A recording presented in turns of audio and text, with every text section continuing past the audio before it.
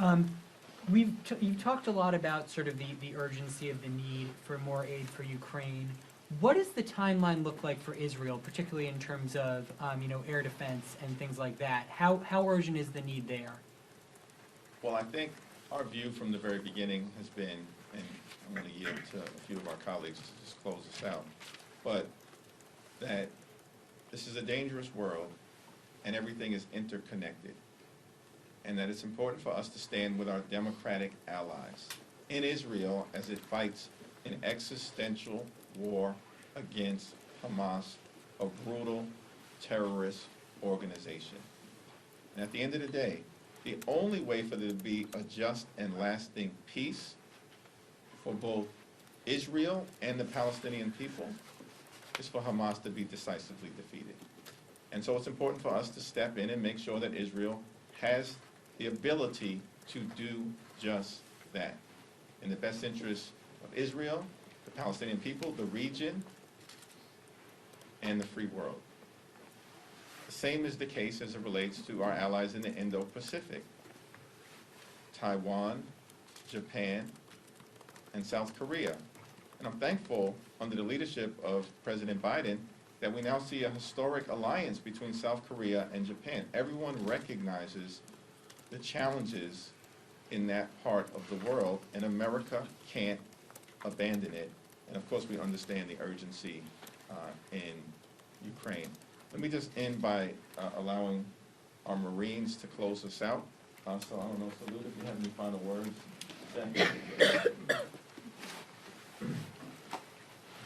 Let me just say that it is not incompatible to support Israel, to make sure that they have the resources to go after a terrorist organization in Hamas.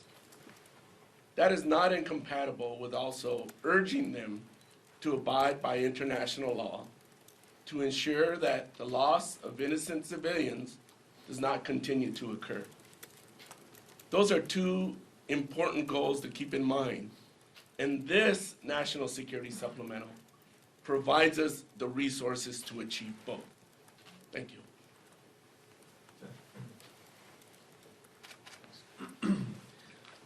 Look, I think Salud makes a really important point, which is that if you are the most ardent supporter of Israel or the most ardent supporter of the Palestinians, we should all want Hamas gone.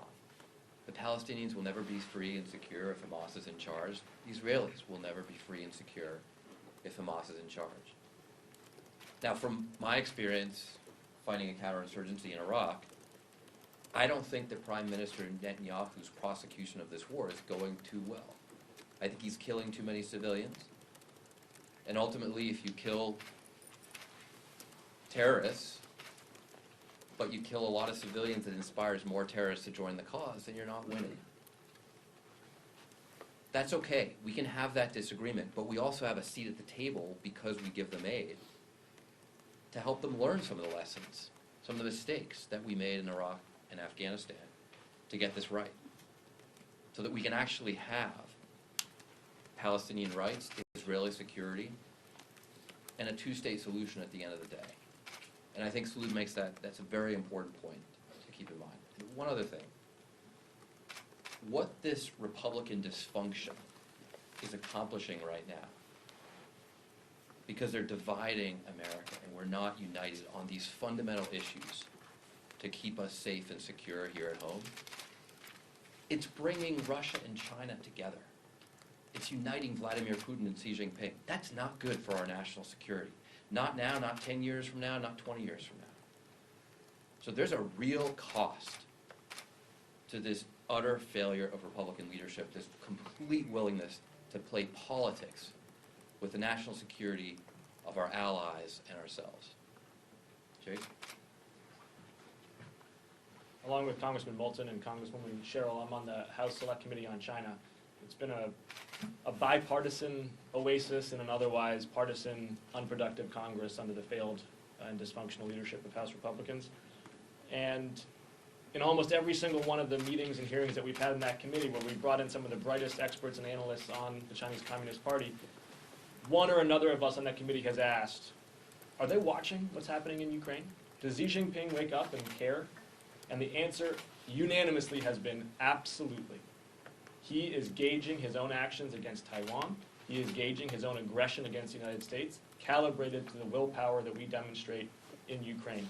So I say now to my Republican colleagues on the House Select Committee on China, if you are serious about standing tall and winning the 21st century against the Chinese Communist Party, join us now in bringing this supplemental to the floor for a vote so we stand tall against Russia. Thank you. Thank you, everyone.